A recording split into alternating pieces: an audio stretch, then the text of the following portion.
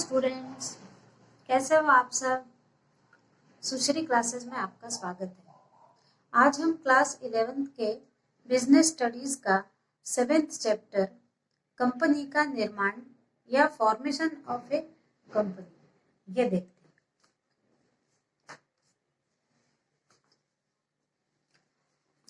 Company जो है विधान के द्वारा निर्मित एक कृत्रिम व्यक्ति मानी जाती है। इसको एक व्यक्ति बनाया गया है, इस प्रकार से माना जाता है। एक कंपनी को वैधानिक अस्तित्व प्राप्त करवाने के लिए भारतीय कंपनी अधिनियम 1956 के तहत कुछ वैधानिक औपचारिकताओं का पालन करना पड़ता है। तो कंपनी को बनाने के पहले 3 अवस्थाएं हैं। कंपनी को बनाने के लिए उन अवस्थाओं से पहले कंपनी को गुजरना होता है।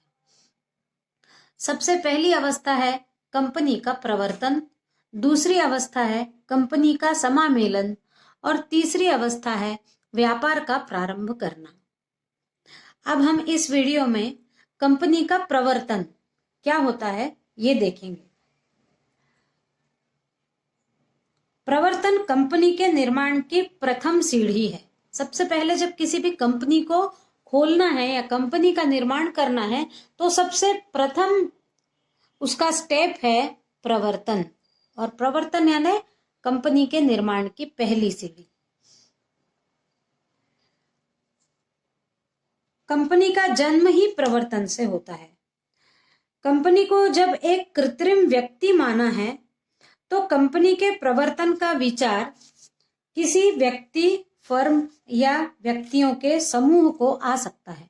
किसी भी एक व्यक्ति को कंपनी निर्माण का विचार आ सकता है या किसी समूह को, व्यक्तियों के समूह को कंपनी निर्माण का विचार आ सकता है। तो प्रवर्तन कंपनी के अस्तित्व में आने के पूर्व प्रारंभिक कार्य है। प्रवर्तन कंपनी जो अस्तित्व में लाने के पहले जो भी विचार विमर्श किए जाते हैं या जो भी कार्यवाही की जाती है वो प्रवर्तन कहलाती है। प्रवर्तन में व्यापार के संबंधित सुअवसरों की खोज की जाती है। वास्तव में प्रवर्तन का अर्थ कंपनी का जीवन शुरू करने से है। अब हम देखते हैं कि कंपनी के प्रवर्तन की परिभाषा क्या है। तो LH हेने के अनुसार किसी व्यावसायिक उपक्रम को नियमित रूप से संगठित करने तथा उसके लिए वित्त को नियोजित करने की प्रक्रिया को प्रवर्तन कहते हैं। संगठित करना, वित्त को, उसके लिए जो भी रुपया लगना है उस रुपये का अरेंजमेंट करना, किस कंपनी का निर्माण करने पर कितना फायदा होगा, ये सारा कुछ समझने को प्रवर्तन कहते हैं। इस सारी प्रक्रिया को प्रवर्तन कहते हैं। अब है प्रवर्तक। तो प्रवर्तक क्या है? ऐसा व्यक्ति, फर्म या कंपनी जिनके द्वारा कंपनी के प्रवर्तन संबंधी कार्य किए जाते हैं प्रवर्तक कहलाता है। यानी जो व्यक्ति या कोई फर्म किसी कंपनी को शुरू करना चाहता है वो व्यक्ति या वो फर्म प्रवर्तक कहलाती है। प्रवर्तन संबंधी कार्य करने वाले व्यक्ति यानी प्रवर्तक एक या एक से अधिक हो सकते हैं। यदि किसी कारणवश कंपनी अस्तित्व में नहीं आती है तो प्रवर्तक जो पहले जो पैसा लगाने का कार्य होता है वो प्रवर्तक करता है। और यदि मान लो कंपनी शुरू होने के पहले ही कंपनी प्रारंभ नहीं हो पाई तो जो प्रवर्तक के द्वारा लगाया हुआ पैसा है वो उसको वापस नहीं होता, वो हानि उसको सहन करनी पड़ती है। अब प्रवर्तक की परिभाषा डॉक्टर होगलैंड के अनुसार एक सबल प्रवर्तक धन को पैदा करने वाला एवं आर्थिक अवतार होता है। प्रवर्तक की सबसे पहले आवश्यकता है, किसी भी कंपनी को शुरू करने के पहले सबसे पहले धन की व्यवस्था करना ही मुख्य कार्य प्रवर्तक का होता है। इसलिए उसको आर्थिक अवतार कहा गया है। एक सफल प्रवर्तक वही है जो धन को पैदा करे और वो आर्थिक अवतार हो। अब अगला हम देखें प्रवर्तक के कार्य। तो प्रवर्तक के कार्यों में सबसे पहला कार्य है कंपनी के निर्माण का विचार करना। सर्वप्रथम प्रवर्तक कंपनी के निर्माण का विचार करते हुए निश्चित करता है कि कंपनी का स्वरूप, आकार और उसका स्थान क्या होना चाहिए। तो प्रवर्तक का सबसे पहला काम है कि कंपनी के बारे में विचार करके उसके क्षेत्र के बारे में, स्वरूप के बारे में, आकार के बारे में विचार करें। दूसरा है विस्तृत जांच करना। कंपनी के निर्माण के विचार के पश्चात प्रवर्तक अपने विचार की विस्तृत जांच करता है। प्रवर्तक यह पता लगाता है कि उसके द्वारा उत्पादित वस्तु की बाजार में कितनी मांग है, एक वस्तु के उत्पादन में प्रयुक्त होने वाला कच्चा माल, श्रम, वित्त की व्यवस्था, बाजार और पूंजी की उपलब्धता कैसी है। यानी जब कंपनी का विचार मन में आ जाता है तो प्रवर्तक का दूसरा कार्य है कि वो किस वस्तु का उत्पादन करे, उसका बाजार में क्या रेट है, क्या वो बाजार में उत्पादन करने के बाद बिकेगी कि नहीं, कितने रुपए में बिकेगी, ये पूरा जो कंपनी निर्माण में कितना रुपया लग जाएगा, उस रुपए की व्यवस्था करना, कितना श्रम लग जाएगा, यानी कितने श्रमिकों की आवश्यकता है, कच्चा माल कहाँ से आएगा, बाजार में वस्तुओं को किस प्रकार पहुंचाया जाएगा और पूंजी को किस प्रकार उपलब्ध करा जाएगा। ये सारा विस्तृत जांच के अंतर्गत प्रवर्तक कार्य करता है। फिर तीसरे स्टेप पर है विभिन्न प्रश्नों के विभिन्न पक्षों से अनुबंध कराना। विस्तृत जांच के पश्चात अनुकूलता की स्थिति में प्रवर्तक कंपनी के संबंधित विभिन्न व्यक्तियों से अनुबंध करता है। एक बार जब वो पूरी विस्तृत जांच कर लेता है तब वो अलग अलग पक्षों से, यानी कच्चा माल कहाँ से आएगा वो पक्ष हो गया, श्रमिक कहाँ से बुलाए जाएंगे वो पक्ष हो गया, वित्त की व्यवस्था कहाँ से होगी, इनके साथ अनुबंध कर लेता है। फिर अगला है वित्त व्यवस्था। कंपनी अपनी वित्त की पूर्ति अंश, ऋण पत्र, बैंक ऋण आदि से करती है, पर इन सभी में वित्त की प्राप्ति कंपनी के वैधानिक रूप से निर्माण के पश्चात ही होती है। यानी वित्त की व्यवस्था यदि बाहर से की जा रही है, बैंक के द्वारा कहीं से ऋण लेकर, तो ये ऋण उसको तभी प्राप्त होता है जब कंपनी की स्थापना हो जाती है। अतः प्रारंभिक व्ययों की पूर्ति के लिए प्रवर्तक को वित्त की व्यवस्था करना ही पड़ती है। लेकिन फिर भी ये वित्त की व्यवस्था बैंकों की तरफ से बाद में होती है, लेकिन उस व्यवस्था तक लाते लाते जो पैसा खर्च होता है उसकी व्यवस्था करना भी प्रवर्तक का ही कार्य होता है। फिर है अगला प्रारंभिक प्रलेख तैयार करना। कंपनी के निर्माण से संबंधित प्रारंभिक प्रलेख, पार्षद सीमा, पार्षद अंतर नियम एवं प्रविवरण को प्रवर्तकों को तैयार करवाना पड़ता है।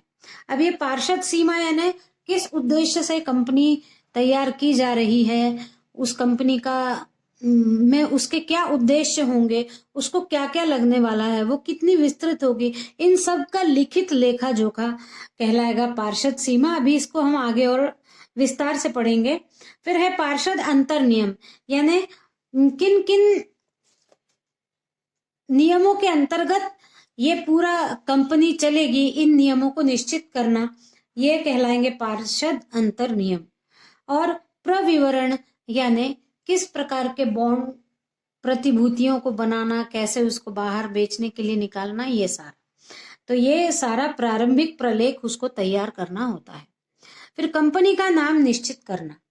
कंपनी एक कृत्रिम व्यक्ति होती है और इसकी सार्व मुद्रा होती है, एक कॉमन सील होती है कंपनी की, उस सील पर ही कोई भी अधिकारी हस्ताक्षर करता है। तो उस कंपनी की सील तैयार करना,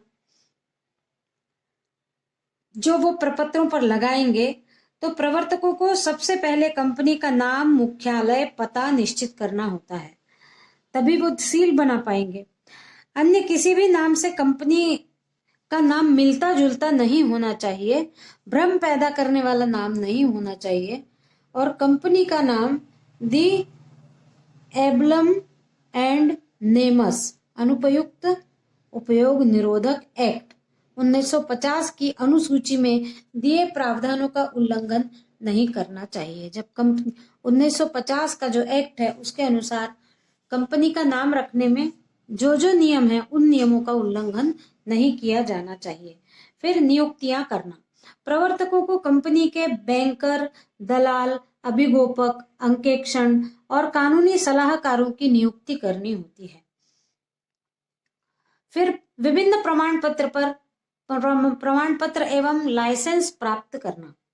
प्रवर्तक कंपनी के निर्माण में से संबंधित समस्त आवश्यक प्रपत्रों को कंपनी के रजिस्ट्रार के कार्यालय में प्रस्तुत कर समामेलन का प्रमाण पत्र एवं व्यापार प्रारंभ करने का प्रमाण पत्र प्राप्त कर लेता है, तभी वो कंपनी कार्य करने के योग्य बन पाएगी। आगे हम देखते हैं कि प्रवर्तकों के प्रकार। प्रवर्तक 4 प्रकार के होते हैं। पहला होता है पेशेवर प्रवर्तक, यानी विशिष्ट योग्यता वाले व्यक्तियों ने प्रवर्तन संबंधी कार्य को अपना पेशा बना लिया है, ऐसे व्यक्ति पेशेवर प्रवर्तक कहलाते हैं। पेशेवर प्रवर्तक कंपनी के प्रवर्तन से संबंधित सभी कार्य करके निर्देशक मंडल को दे देते हैं। अपने इस कार्य के लिए वो पारिश्रमिक प्राप्त करते हैं। कुछ ऐसे होते हैं जिनका पेशा ही प्रवर्तक का होता है। कंपनी शुरू करने तक वो कंपनी में बहुत सहयोग करते हैं और उन्होंने कुछ विशेषता हासिल की होती है, विशेष योग्यता, जिस कारण से वो पेशेवर प्रवर्तक कहलाते हैं। दूसरा है आकस्मिक प्रवर्तक। ऐसे छोटे उद्यमी जो व्यापारिक संभावनाओं को देखते हुए प्रवर्तक बन जाते हैं, वो आकस्मिक प्रवर्तक कहलाते हैं। यानी छोटे छोटे उद्यमी जिनको कुछ देखकर एकदम से ये बात ध्यान आती है कि हम व्यापार कर सकते हैं और वो अपनी कंपनी का अचानक से कंपनी को खोल लेते हैं, वो आकस्मिक प्रवर्तक कहलाते हैं। फिर वित्तीय प्रवर्तक। अनुकूलन वित्तीय अवसरों का लाभ उठाने के लिए जब वित्तीय संस्थाएं नए उद्यमों का प्रवर्तन करती है तो उन्हें वित्तीय प्रवर्तक कहते हैं। यानी वो प्रवर्तक वहां कार्य तो करते रहते हैं, लेकिन अचानक कोई परिस्थिति का लाभ उठाने के लिए वो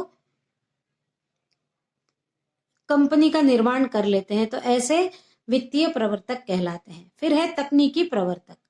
तो ये तकनीकी विशेषज्ञ अपने ज्ञान के आधार पर यदि कंपनी का प्रवर्तन करते हैं तो वो तकनीकी प्रवर्तक कहलाते हैं।